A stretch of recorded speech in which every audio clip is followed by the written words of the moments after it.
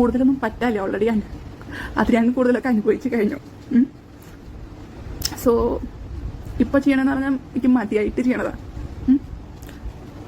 അതായത് ഇനി എന്തായാലും കുഴപ്പമില്ല, ഇനിയിപ്പോൾ കൊന്നാലും കുഴപ്പമില്ല, അല്ലെങ്കിൽ എന്താ പറയുക, ഇനിയിപ്പോൾ എൻ്റെ തുണിയില്ലാത്ത ചിത്രം ഇട്ടാലും കുഴപ്പമില്ല, ഞാനായിട്ട് കൂടിയിട്ട് ആ തുണിയില്ലാത്ത ചിത്രം നിങ്ങൾ ഉണ്ടാക്കിയിട്ടിട്ടാലും എനിക്ക് കുഴപ്പമില്ല, എന്ത് തരത്തിൽ നിങ്ങളെന്നോട് പറ്റിയിട്ട് പറഞ്ഞാലും കുഴപ്പമില്ല, ആ തരത്തിലാക്കി തന്നതാ. എനിക്ക് എത്രമാത്രം ഇഷ്ടമായിരുന്നു എന്നറിയും. അത് നിങ്ങൾക്ക് അറിയില്ല എന്നൊന്നും പറയുന്നത്. അന്നത്തെ ഇങ്ങനെ ഇതൊക്കെ പറയാൻ പറ്റിയെന്ന് ആലോചിക്കുമ്പോ 4-5 മാസം നിങ്ങളുടെ തീർത്തും മൂത്രമൊക്കെ കോരിയിട്ടില്ലേ? അങ്ങനെ തന്നെയാ പറയണേ. ഇനി അതൊക്കെ അൺപാർലമെന്ററി വേർഡാന്നൊക്കെ പറഞ്ഞിട്ട് ക്യാൻസൽ ആക്കുമെന്നൊക്കെ അറിയില്ല. ബട്ട് നടത്തിയ കാര്യമാണല്ലോ. എത്ര കാലം ഉറങ്ങാണ്ടിരുന്നുണ്ട് നിങ്ങൾക്ക് വേണ്ടിയിട്ട്. ഇതൊക്കെ പറയാൻ നാവ് പോകുന്നുണ്ടല്ലോ. നല്ല വേറൊരു പെണ്ണിനെ വീട്ടിൽ കയറ്റിയപ്പോൾ ഞാൻ ഇറങ്ങിപ്പോയതാണ്. രാത്രി 5 മണിക്കാണ് പുള്ളീനെ ICUലേക്ക് ഷിഫ്റ്റ് ചെയ്യണം, വീണ്ടും ബ്ലീഡിംഗ് ആയിട്ട്. INR ക്രിട്ടിക്കല്. പുള്ളി ഭയങ്കര അക്രമമായിരുന്നു, ടെൻഷൻ അടിച്ച് ചത്തു എന്ന് പറയാം. അവരുടെ വീട്ടിലേക്ക് വിളിച്ച് പറഞ്ഞു. അപ്പോൾ അവർ അപ്പം തന്നെ ബുക്ക് ചെയ്തിട്ട് എന്തിനാ വന്നത് എനിക്കറിയില്ല. വന്നിട്ട് സർജറിയുടെ സമയത്ത് പുള്ളിയുടെ ബ്രദറും അതുപോലെ തന്നെ ചേച്ചി എത്തി. എന്നിട്ട് അവർ നെക്സ്റ്റ് ഡേ തന്നെ അവർ പോവുകയും ചെയ്തു. അപ്പോൾ ഇന്നെ ഒരു പണിക്കാരി പോലെയാണോ കണ്ടിരുന്നത്? ജസ്റ്റ് ഈ കാര്യങ്ങളൊക്കെ എത്തിയിട്ടും മൂത്രമൊക്കെ കഴുകുക, അത് കഴിഞ്ഞിട്ട് പോയിട്ട് നിങ്ങൾ പോയി പണി നോക്കിക്കോ, എൻ്റെ ക്രെഡിറ്റ് ഒക്കെ എൻ്റെ ആൾക്കാണ്. അതായിരുന്നു നിങ്ങളുടെ ഒരു മെന്റാലിറ്റി. എന്നാൽ മിനിമം ആ ചെയ്ത കൂലിക്ക് നമുക്ക് ഒന്ന് കാശൊക്കെ തരേണ്ടത്. സീരിയസ്ലി ഇത് കല്യാണം കഴിഞ്ഞിട്ട് ഒന്നും പറഞ്ഞിട്ടില്ല ഇങ്ങനത്തെ പ്രശ്നങ്ങളുണ്ടെന്ന്. ഓരോ 2 മാസം കൂടുമ്പോൾ 10-20 ദിവസം ഹോസ്പിറ്റലിൽ ഞങ്ങൾ ആക്ച്വലി ഹണിമൂണിന് ഹോസ്പിറ്റലിലേക്കാണ് പോണത്. അവിടെ ചോര ഛർദ്ദിച്ചിട്ടും ICUലായിട്ട്. അപ്പോൾ ICUലേക്കും പറയും എന്നെ ICUയിൽ കയറ്റണം, ഇവള് ഒപ്പം ഉണ്ടെങ്കിൽ എനിക്കൊന്നും പറ്റില്ല എന്ന്. ഞാനും വിചാരിച്ചിട്ടുണ്ടായിരുന്നു ഞാൻ ഒപ്പം ഉണ്ടെങ്കിൽ ഒരിക്കലും ഒന്നും പറ്റില്ല എന്നുള്ളത്. ഇപ്പൊ എല്ലാം പറ്റണത് ഞാൻ കാരനാന്ന് പറയുമ്പോൾ ആക്ച്വലി ഒന്നിനും ഇടപെടണ്ടെന്ന് വിചാരിച്ചിട്ട് മാറി നിന്നായിരുന്നു. Hi friends, welcome to my YouTube channel. അപ്പോൾ എലിസബത്ത് ഉദയനെ അറിയാത്തത് ആരും തന്നെ ഉണ്ടാകുമെന്ന് ഞാൻ വിചാരിക്കുന്നില്ല. തീർച്ചയായിട്ടും മലയാളികൾക്ക് ഏറെ ഇഷ്ടപ്പെട്ട ഒരു താരജോഡി തന്നെയായിരുന്നു നമ്മുടെ ബാലയും അതുപോലെ തന്നെ എലിസബത്ത് ഉദയനും. ആദ്യത്തെ കല്യാണത്തിന് ശേഷം ബാല രണ്ടാമത്തെ ഒരു കല്യാണത്തിലേക്ക് കടന്നപ്പോൾ മലയാളികൾ ഏറെ അവരെ ഇഷ്ടപ്പെട്ടിരുന്നു. എന്നാൽ അത് അധിക കാലം നീണ്ടു നിന്നിരുന്നില്ല. അതുപോലെ തന്നെ ബാലയ്ക്ക് കരരോഗം വന്ന് ആശുപത്രിയിലായത് മുതൽ ആശുപത്രി വിടുന്നത് വരെ എല്ലാവിധ ആരോഗ്യ പ്രശ്നങ്ങൾക്കും ഒപ്പം നിന്ന് നടന്ന് എല്ലാ കാര്യങ്ങളും ചെയ്തു കൊടുത്ത ഒരു വ്യക്തിയായിരുന്നു ഡോക്ടർ എലിസബത്ത് ഉദയൻ. തീർച്ചയായിട്ടും അതിനുശേഷം ബാല തിരിച്ചു വരുന്നതും നമ്മൾ കണ്ടു. അതിനുശേഷം നമ്മൾ എലിസബത്തിനെ ബാലയുടെ കൂടെ കണ്ടിട്ടേയില്ല. അപ്പോൾ ഇവർ തമ്മിലും എന്തോ പ്രശ്നങ്ങളാണ് എന്നുള്ള അഭ്യൂഹങ്ങൾ പുറത്തു വരികയും അതിനുശേഷം മാസങ്ങൾക്ക് ശേഷം വേർപിരിഞ്ഞു എന്നുള്ള വാർത്തയാണ് പൊതുസമൂഹത്തിൽ നിന്ന് അതുപോലെ തന്നെ സമൂഹ മാധ്യമങ്ങളിൽ നിന്ന് അറിയാൻ വേണ്ടി സാധിച്ചത്. ഒട്ടും തന്നെ വൈകാതെ 2-3 മാസങ്ങൾ കൊണ്ട് തന്നെ ബാല മറ്റൊരു വിവാഹം കഴിച്ച് തൻ്റെ ബാല്യകാല സുഹൃത്തായ കോകില എന്ന് പറയുന്ന ആളെ കല്യാണം കഴിച്ച് മാധ്യമങ്ങൾക്ക് മുന്നിൽ വന്നതാണ് നമ്മൾ കണ്ടത്. അങ്ങനെ ബാല 3ാമതും വിവാഹിതനായി. അപ്പോൾ ബാല പറയുന്നത് ആദ്യത്തെ വ്യക്തിയായ എലിസബത്ത് ഉദയനെ അവരുടെ ബോയ് ഫ്രണ്ടിൻ്റെ ഒപ്പരം കാണാൻ പറ്റാത്ത രീതിയിൽ ഞാൻ കണ്ടു എന്നൊക്കെ പറഞ്ഞ് മാധ്യമങ്ങളിൽ വന്ന് വളരെ ഒരു വാർത്ത സൃഷ്ടിക്കുകയും ചെയ്തിരുന്നു. എന്നാൽ ഇപ്പോൾ വളരെ വിഷമതയിലും അതുപോലെ തന്നെ വളരെ സങ്കടത്തിലും പെട്ടുകൊണ്ട് നമ്മുടെ 2ാമത്തെ ഭാര്യ എലിസബത്ത് ഉദയൻ ഇപ്പോൾ ലൈവിൽ വന്ന് പൊട്ടിക്കരഞ്ഞുകൊണ്ട് പറയുന്ന കാര്യങ്ങൾ മലയാളികളുടെ മനസ്സിനെ ഏറെ വേദനിപ്പിക്കുന്നതാണ്.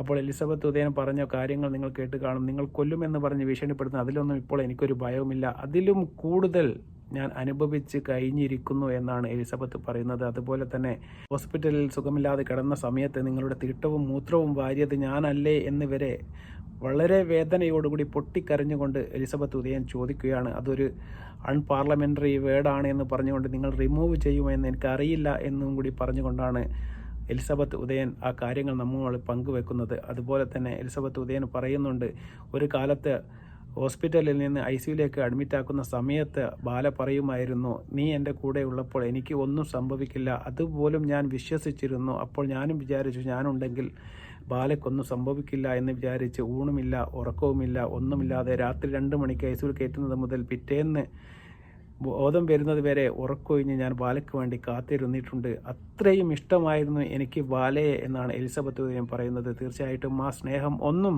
കാണാനും അതുപോലെ തന്നെ അനുഭവിക്കാനും യോഗം നമ്മുടെ ബാലയ്ക്കില്ല എന്ന് വേണം പറയാൻ. അതുപോലെ തന്നെ എലിസബത്ത് ഉദയൻ വളരെ വികാരഭരിതമായിട്ട് പറയുന്ന ഒരു വാക്ക് എന്ന് പറഞ്ഞാൽ നിങ്ങളെ ഞാൻ അത്രയും സ്നേഹിച്ചതിന് ഒരു നന്ദിയുമില്ലാത്ത രീതിയിലാണല്ലോ നിങ്ങൾ ഇപ്പോൾ പെരുമാറുന്നത് എന്ന് എലിസബത്ത് ഉദയൻ ചോദിക്കുന്നുണ്ട്. ഇനി എനിക്ക് എന്ത് നഷ്ടപ്പെടാനാണ് എന്ന രീതിയിലാണ് എലിസബത്ത് ഉദയൻ അവസാന ഘട്ടത്തിൽ ഇങ്ങനെ ഒരു പ്രതികരണത്തിന് മുതിരുന്നത്. ഇതിന് കാരണം എന്ന് പറയുന്നത് നമ്മുടെ തമിഴ് ചാനലിന് ഇപ്പോൾ ആക്ടർ ബാലയും അതുപോലെ തന്നെ ഇപ്പോഴത്തെ ഭാര്യ കോകിലയും ഒരു ഇൻ്റർവ്യൂ കൊടുക്കുകയും അതിന് താഴെ കസ്തൂരി എന്ന് പറയുന്ന ഒരു വ്യാജ പ്രൊഫൈൽ ഉണ്ടാക്കി അതിൽ നിന്ന് വളരെ മോശകരമായ രീതിയിൽ നമ്മുടെ എലിസബത്ത് ഉദയനെ ആക്രമിക്കുന്നത് കണ്ടപ്പോൾ എലിസബത്ത് ഉദയൻ അതിന് വ്യക്തമായ തെളിവുകളോടെ ആ ചാനലിൻ്റെ പൊതുജനങ്ങൾക്ക് മുമ്പിലേക്ക് ഒരു വോയിസ് മെസ്സേജ് പോലെ അദ്ദേഹത്തിൻ്റെ ചാനലിൽ വന്ന് അതിനൊരു വിശദീകരണം കൊടുക്കുന്നതാണ് നമ്മൾ കണ്ടത്. അപ്പോഴാണ് ഇതേതാണ് ചാനൽ, ആരാണ് മലയാളികളോടും അതുപോലെ തന്നെ തമിഴും ഇംഗ്ലീഷും കലർന്ന ഭാഷയിൽ സംസാരിക്കുന്നത് എന്നെല്ലാം എനിക്ക് വളരെ വ്യക്തമായി അറിയാം എന്നാണ് എലിസബത്ത് ഉദയൻ നമ്മോട് പറഞ്ഞത്. അത് ആരാണ്, ബാലക്കടുത്തിരുന്നാണ് താങ്കൾ ഈ മെസ്സേജൊക്കെ അയക്കുന്നത് എന്ന് എനിക്ക് നന്നായി അറിയാം എന്നുകൂടി നമ്മുടെ ഡോക്ടർ എലിസബത്ത് പറയുകയുണ്ടായി. തീർച്ചയായിട്ടും വളരെ മോശകരമായ രീതിയിൽ, വളരെ വൃത്തികെട്ട രീതിയിൽ ഇവരെ സമൂഹ മാധ്യമങ്ങൾക്ക് മുന്നിൽ ചിത്രീകരിക്കാൻ വേണ്ടി അപ്പുറത്തെ സൈഡിൽ നിന്നും വളരെ ഒരു കൂട്ടശ്രമം നടത്തുന്നുണ്ട് എന്നുള്ളത് വളരെ വ്യക്തമായ ഒരു കാര്യമാണ്. തനിക്ക് ഇനി ഒന്നും നഷ്ടപ്പെടാനില്ല എന്നും പണ്ട് കല്യാണം കഴിഞ്ഞ് 2 മാസം കൊണ്ട് ഒരു ആയുർവേദ ഡോക്ടർ വീട്ടിൽ വന്ന് പ്രശ്നം ഉണ്ടാക്കിയപ്പോൾ ആരാണെന്ന് ചോദിച്ചപ്പോൾ അവർക്ക് ഭ്രാന്താണ് എന്നും അവർ തന്നെ ബ്ലാക്ക്മെയിൽ ചെയ്യാൻ വേണ്ടിയാണ് വന്നത് എന്ന് പറഞ്ഞപ്പോൾ അതുപോലും വിശ്വസിച്ച് കൂടെ നിന്ന ആളാണ് ഡോക്ടർ എലിസബത്ത്. എന്നാൽ ഇപ്പോൾ അവരുടെ എല്ലാം പ്രാക്ക് തനിക്ക് കിട്ടിയതാണ് എന്ന് വരെ ആ ഡോക്ടറായ ഒരു പെൺകുട്ടി, അത്രയും വിദ്യാഭ്യാസ സമ്പന്നയായ ഒരു പെൺകുട്ടി ഇപ്പോൾ പറയുകയാണ്. അത്തരമൊരു വിശ്വാസത്തിലേക്ക് വരെ അവർ വീണുപോയി. അതുപോലെ തന്നെ ആത്മഹത്യക്ക് ഞാൻ വേണ്ടി ശ്രമിച്ചു, ഇനി എനിക്ക് ജീവിതത്തിൽ ഒന്നും നഷ്ടപ്പെടാനില്ല എന്നും എന്നെ കൊന്നുകളയുമെന്ന് നിങ്ങൾ പറയുന്നുണ്ടെങ്കിൽ അതിനെപ്പോലും എനിക്കിപ്പോൾ യാതൊരു ഭയമില്ല. ജീവിതത്തിൽ ഇനി എന്ത് ഘട്ടം മുന്നോട്ട് വന്നാലും അതെല്ലാം തന്നെ നേരിടാൻ ഞാൻ സന്നദ്ധരാണ് എന്നാണ് നമ്മുടെ എലിസബത്ത് പറയുന്നത്. അത്രയ്ക്കും ഞാൻ ജീവിതത്തിൽ സഹിച്ചിരിക്കുന്നു. ഏകദേശം 2-3 ദിവസങ്ങൾ ഭക്ഷണം പോലും തരാതെ 3 ദിവസങ്ങൾ തന്നെ അവിടെ ബാല പൂട്ടിയിട്ടിട്ടുണ്ട് എന്ന് ഡോക്ടർ എലിസബത്ത് ഇപ്പോൾ പൊതുജനങ്ങളോട് പറയുകയാണ്. അത്രയും വിഷമകരമായ ഘട്ടത്തിലൂടെ അവർ കടന്നു പോയിട്ടുണ്ട് ജീവിതത്തിൽ. അതിലും വലുതൊന്നും ഇനി സംഭവിക്കാനില്ല എന്നും താൻ ജയിലിൽ പോയാലും എനിക്ക് പ്രശ്നമില്ല എന്നും അവിടെ ഭക്ഷണമെങ്കിലും കിട്ടുമല്ലോ എന്നാണ് എലിസബത്ത് ഉദയൻ പറയുന്നത്. അതുപോലെ തന്നെ ബാലയ്ക്കെക്കുറിച്ച് എലിസബത്ത് പറയുന്ന ഒരു വീഡിയോ നിങ്ങൾ തീർച്ചയായിട്ടും കാണണം. അതിൽ പറയുന്നുണ്ട് ബാലയ്ക്ക് എന്തോ ഒരു ദൈവമാണ് എന്നുള്ള ഒരു തോന്നലാണ് എന്നുദ്ദേശിച്ച് ഒരു ലൈവിൽ വന്നിട്ട് നമ്മുടെ എലിസബത്ത് ഉദയൻ പറഞ്ഞ വാക്കുകൾ. ഒരു ദൈവമാണ് എന്ന് തോന്നല്, അല്ലെങ്കിൽ ഒരു എക്സ്ട്രീം പൊസിഷനിൽ, അല്ലെങ്കിൽ ഒരു ഡെലൂഷൻ, നമ്മൾ വലിയ ആളാണ്, നമ്മള് എല്ലാ കാര്യത്തിലും ഭയങ്കര മികച്ച ആളാണ്. ചിലപ്പോ അങ്ങനെ ആയിരിക്കില്ല, പക്ഷെ അയാളുടെ ഉള്ളില് അങ്ങനത്തെ ഒരു ബാക്കിയുള്ള ആൾക്കാരൊക്കെ കീഴിലുള്ള ആൾക്കാരാണ്, എന്ത് വേണമെങ്കിലും ചെയ്യാന്നുള്ള ഒരു എക്സ്ട്രീം സുപ്പീരിയോറിറ്റി, അല്ലെങ്കിൽ ഒരു ദൈവം പോലെ വേണമെങ്കിൽ നമുക്ക് പറയാം. ഒരു ദൈവം പോലെ നമുക്ക് തോന്നുന്നു. ബാക്കിയുള്ളവരെ ചവിട്ടി അരയ്ക്കാന്ന് തോന്നുന്ന ഒരു മനോഭാവമാണ് ആൾക്ക് ചിലപ്പോ ഒരു ദൈവമാണ് എന്ന് തോന്നല്, അല്ലെങ്കിൽ ഒരു എക്സ്ട്രീം പൊസിഷനിൽ, അല്ലെങ്കിൽ ഒരു ഡെലൂഷൻ, നമ്മൾ വലിയ ആളാണ്, നമ്മള് എല്ലാ കാര്യത്തിലും ഭയങ്കര മികച്ച ആളാണ്. ചിലപ്പോ അങ്ങനെ ആയിരിക്കില്ല, പക്ഷെ അയാളുടെ ഉള്ളില് അങ്ങനത്തെ ഒരു ബാക്കിയുള്ള ആൾക്കാരൊക്കെ കീഴിലുള്ള ആൾക്കാരാണ്, എന്ത് വേണമെങ്കിലും ചെയ്യാന്നുള്ള ഒരു എക്സ്ട്രീം സുപ്പീരിയോറിറ്റി, അല്ലെങ്കിൽ ഒരു ദൈവം പോലെ വേണമെങ്കിൽ നമുക്ക് പറയാം. ഒരു ദൈവം പോലെ നമുക്ക് തോന്നുന്നു.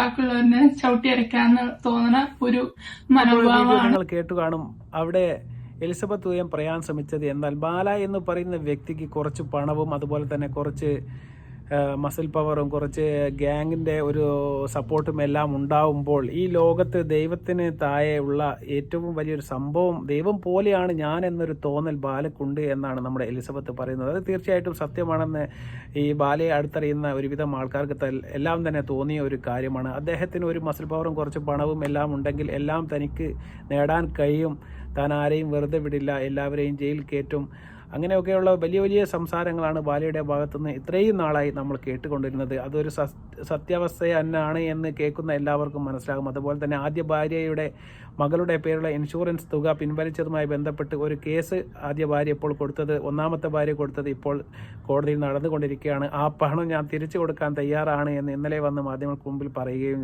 നമ്മൾ കണ്ടതാണ്. അതുകൊണ്ട് അദ്ദേഹത്തിൻ്റെ ഒരു ചിട്ട എന്ന് പറയുന്നത് ഭീഷണിപ്പെടുത്തൽ, തോക്ക് ചൂണ്ടി ഭീഷണിപ്പെടുത്തുക, റൗഡികളെ വിട്ടയക്കുക എന്നൊക്കെ പറഞ്ഞുകൊണ്ട് ഒരുപാട് അങ്ങനത്തെ ഒരു സിനിമാ സ്റ്റൈലുള്ള ജീവിതമാണ് അദ്ദേഹം നയിച്ചുകൊണ്ടിരിക്കുന്നത്. അതിൽ പെട്ടുപോയ ഒരു ആളാണ് നമ്മുടെ ഡോക്ടർ എലിസബത്ത് ഉദയൻ എന്ന് പറയുന്ന വ്യക്തി. വളരെ സ്നേഹനിധിയായ ആ ഭാര്യ ഒരുപാട് സഹിച്ചു, ഒരുപാട് കഷ്ടതകൾ അദ്ദേഹം അനുഭവിച്ചു, ഒരുപാട് കാത്തു നിന്ന് ഒരുപാട് ക്ഷമിച്ചു. അതുപോലും ഒരുപാട് പെണ്ണുങ്ങളെ അവസാനം വീട്ടിൽ കയറ്റി വിളിച്ചു വരുത്തിയപ്പോഴാണ് താൻ അവിടെ നിന്ന് ഇറങ്ങിപ്പോകുന്നത് എന്ന് വരെ നമ്മുടെ ഡോക്ടർ എലിസബത്ത് പൊതുജനങ്ങളുടെ മുമ്പാകെ വന്ന് പറയുകയാണ്. ഗതി കെട്ടിട്ടാണ് ഞാൻ ഇങ്ങനെ പറയുന്നത് എന്നാണ് എലിസബത്ത് പറയുന്നത്. ആ കല്യാണം ഒഴിവാക്കിയതിന് ശേഷവും അവരെ ജീവിക്കാൻ സമ്മതിക്കാത്ത രീതിയിൽ ട്രോളന്മാരെ കൊണ്ടും അതുപോലെ തന്നെ ഒരുപാട് സമൂഹ മാധ്യമങ്ങളിൽ വ്യാജ അക്കൗണ്ടുകളും മറ്റും ഉണ്ടാക്കി അതിൽ നിന്ന് മെസ്സേജുകൾ അയച്ചുകൊണ്ടും ഇവരുടെ ഉടുപ്പില്ലാത്ത വീഡിയോ സമൂഹ മാധ്യമങ്ങൾ പോസ്റ്റ് ചെയ്യുമെന്ന് ഭീഷണിപ്പെടുത്തിക്കൊണ്ടും ജീവിക്കാൻ അനുവദിക്കാത്ത രീതിയിൽ ഇപ്പോൾ ഒരവസ്ഥ ഉണ്ടാക്കിയപ്പോഴാണ് നമ്മുടെ ഡോക്ടർ ഇതിനെതിരെ പ്രതികരിക്കാൻ വേണ്ടി തയ്യാറായത്. ഇതൊരു സമൂഹത്തിന് ഒരു അവയർനെസ് ഉണ്ടാക്കി കൊടുക്കണം എന്ന ഒരു അവസ്ഥയിൽ തനിക്ക് വന്നത് ഇനി ഒരു കുട്ടിക്കും ഈ ലോകത്ത് അനുഭവിക്കേണ്ടതായി വരാൻ പാടില്ല. ഇങ്ങനെ ഒരു കുട്ടിയും ഇനി നാളെ ഒരു ഭാവി ജീവിതത്തിൽ അനുഭവിക്കരുത് എന്നുള്ള ഒരു ധ്വനി കൊണ്ടാണ് അത് ഇപ്പോൾ സമൂഹ മാധ്യമത്തിന് മുന്നിൽ വന്ന് പറയാൻ തയ്യാറായത്. അതുപോലെ തന്നെ ഇത്രയും വൃത്തികെട്ട ഞാൻ നിങ്ങളുടെ ഭാര്യയല്ല, ആ കല്യാണം നിയമപരമായി രജിസ്റ്റർ ചെയ്യാത്തതിനുള്ള കാരണം അമ്മ അന്ന് പറഞ്ഞത് അവരുടെ ജാതകപരമായി ചില പ്രശ്നങ്ങളുണ്ട് എന്നും ഇപ്പോൾ രജിസ്റ്റർ ചെയ്യുന്നത് സാധ്യമല്ല എന്നും 2 വർഷം കഴിഞ്ഞിട്ട് രജിസ്റ്റർ ചെയ്താൽ മതി കല്യാണം എന്നെല്ലാമാണ് നമ്മുടെ ഡോക്ടറോട് നമ്മുടെ ഭാര്യയുടെ അമ്മ അന്ന് പറഞ്ഞു കൊടുത്തത്. ആ കാലം വരെ കാത്തിരിക്കാനായിരുന്നു ഈ ഡോക്ടറുടെ തീരുമാനം. അതും ഒരു കവളിപ്പിക്കലായിരുന്നു എന്ന് ഇപ്പോൾ ഡോക്ടർ എലിസബത്ത് നമ്മോട് പറയുകയാണ്. അങ്ങനെ കാത്തിരുന്നവരുടെ തിട്ടവും മൂത്രവും മലവും എല്ലാം വാരി വൃത്തിയാക്കി കൊടുത്ത് എല്ലാ കാര്യങ്ങളും ചെയ്തു കൊടുത്തത് ഒരു വേലക്കാരിയുടെ റോളായിരുന്നു തനിക്ക് ആ വീട്ടിലുണ്ടായിരുന്നത് എന്നും അതിന് ശരിക്ക് എനിക്ക് ശമ്പളം തരേണ്ടതായിരുന്നു എന്ന് വരെ ഡോക്ടർ എലിസബത്ത് മനസ്സ് പൊട്ടി കരഞ്ഞുകൊണ്ട് പറയുന്നത് നമ്മൾ കേട്ടു. തീർച്ചയായിട്ടും ബാല ഇതുകൊണ്ടൊന്നും തിരുത്താൻ പോകുന്നുണ്ട് എന്ന് നമുക്കും തോന്നുന്നില്ല. തീർച്ചയായിട്ടും ഭാവി ജീവിതത്തിൽ നല്ല ഒരു കരിയറും അതുപോലെ തന്നെ നല്ലൊരു ഭർത്താവിനെയും നമ്മുടെ ഡോക്ടർ എലിസബത്തിന് കിട്ടട്ടെ. അദ്ദേഹത്തിൻ്റെ ഭാവി ജീവിതം സുഖമായി മുന്നോട്ട് പോകട്ടെ എന്ന് മാത്രമാണ് നമുക്ക് ആശംസിക്കാനുള്ളത്. വീണ്ടും നല്ലൊരു വീഡിയോയുമായി വരുന്നത്. നന്ദി, നമസ്കാരം.